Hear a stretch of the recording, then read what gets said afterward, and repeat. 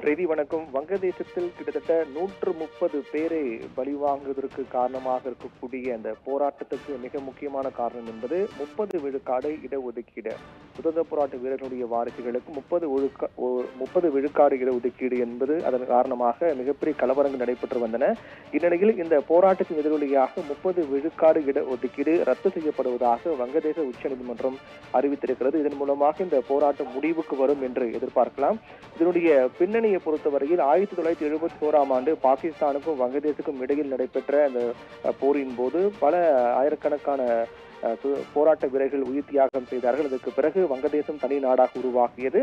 அப்போது முதலே வங்கதேசம் தனி நாடாக உருவாகியது முதலே சுதந்திர போராட்ட வீரர்களுடைய வாரிசுகளுக்கு 30 விழுக்காடு அரசு பணிகளில் இடஒதுக்கீடு வழங்கப்படும் என்று அந்நாட்டு அரசு அறிவித்து அது நடைமுறைப்படுத்தப்பட்டு வந்தன. இதன் தொடர்ச்சியாக கடந்த 2018ஆம் ஆண்டு இந்த 30 விழுக்காடு இடஒதுக்கீட்டுக்கு எதிராக போராட்டங்கள் வெடித்தது. நாடு முழுவதும் மிகப்பெரிய அளவிலான போராட்டங்கள் எல்லாம் மேற்கொள்ளப்பட்டு அந்த 30 விழுக்காடு இடஒதுக்கீட்டுக்கு எதிராக இந்த போராட்டமானது முன்னெடுக்கப்பட்டது. அதனுடைய விளைவாக சுதந்திர போராட்ட வீரர்களுடைய வாரிசுகளுக்கு வழங்கப்பட்டு வந்த 30 விழுக்காடு இடஒதுக்கீடானது ரத்து செய்யப்பட்டது. அதற்கு பிறகு தற்போது மீண்டும் அந்த இடஒதுக்கீடு என்பது கொண்டு வரப்படுவதாக வங்கதேச அரசு அறிவித்தார்கள். அதன் அடிப்படையில் ஏற்கனவே நடைமுறையில் இருந்ததை போன்றே மீண்டும் வங்கதேசத்தில் சுதந்திர போராட்ட வீரர்களுடைய வாரிசுகளுக்கு 30 விழுக்காடு இடஒதுக்கீடு நடைமுறைப்படுத்தப்படும் என்று அறிவிக்கப்பட்டு அங்கிருக்கக்கூடிய நீதிமன்றமும் அதை உறுதிப்படுத்தியது. இதை எதிர்த்துதான் இந்த போராட்டமானது நடைபெற்று வந்தது. கடந்த பல நாட்களாக நடைபெற்று வந்த போராட்டம் காரணமாக கிட்டத்தட்ட தற்போது வரையில் இந்த போராட்டத்தில் 130க்கும் மேற்பட்டவர்கள் பலியாகி இருக்கிறார்கள். தொடர்ச்சியாக இந்த போராட்டத்தின் போது அரசு தொலைக்காட்சி நிறுவனத்துக்கு தீ வைக்கப்பட்டது. அதே போன்று வங்கதேச தலைநகர் டாக்காவில் இருக்கக்கூடிய சிறை சாலைக்கு தீ வைக்கப்பட்டதில் 800க்கும் மேற்பட்ட கைதிகள் தப்பியோடி இருக்கிறார்கள். நாடு முழுவதும் அங்கு ஊரடங்கு உத்தரவானது அமல்படுத்தப்பட்டிருக்கிறது. போராட்டக்காரர்களை கட்டுப்படுத்த ராணுவத்தினர் அங்கு குவிக்கப்பட்டிருக்கிறார்கள்.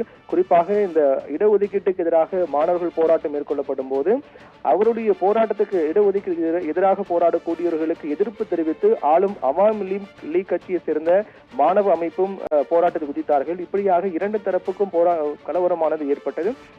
இதன் தொடர்ச்சியாக தான் தற்போது வரையில் 130க்கும் மேற்பட்டவர்கள் அங்கு பலியாக இருக்கிறார்கள்.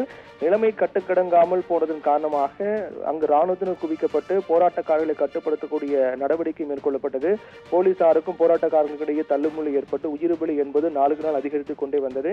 இந்நிலையில் தான் இந்த நிலவரத்தை கட்டுப்படுத்துவதற்காக மீண்டும் இந்த வழக்கானது தாக்கல் செய்யப்பட்டு நீதிமன்றத்தால் தீர்ப்பு வழங்கப்பட்டிருக்கிறது. அந்த தீர்ப்பில் வங்கதேசத்தில் நடைமுறைப்படுத்தப்பட்டிருக்கக்கூடிய 30 விழுக்காடு இடஒதுக்கீடானது ரத்து செய்யப்படுவதாக வங்கதேச உச்சநீதிமன்றம் அறிவித்திருக்கிறார்கள்.